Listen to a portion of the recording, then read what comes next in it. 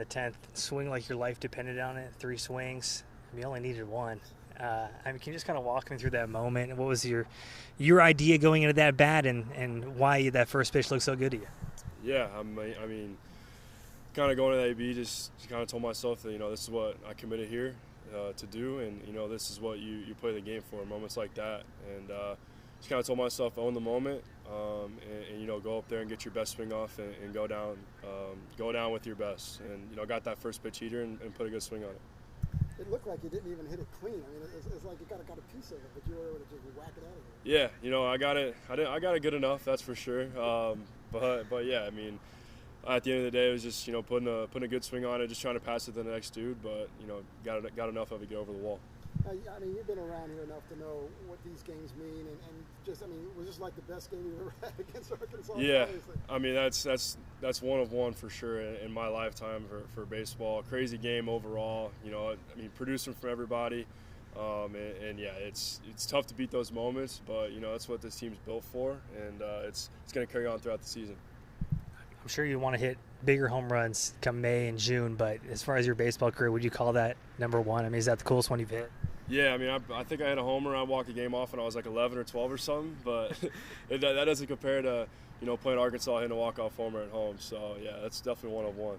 And how about, sign man night, all the signs out there, the signs in the dugout, the frat boys on top of the dugout at the end of the game. I mean, that atmosphere and everything that went on last night on top of that win, how special was that? I mean, unbelievable. Obviously, 4th largest crowd in school history.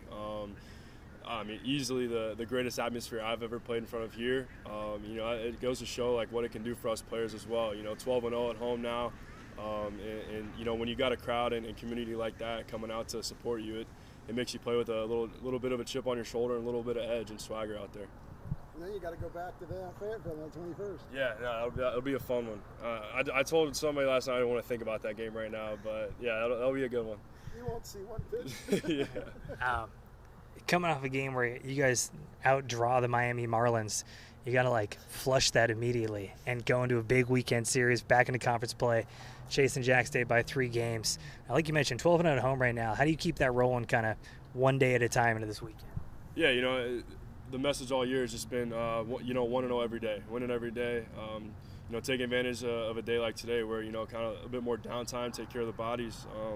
But, I believe in this team so much. We're putting ourselves in the best position every day to go out there and succeed. And, every guy plays for the team and the end goal of the year.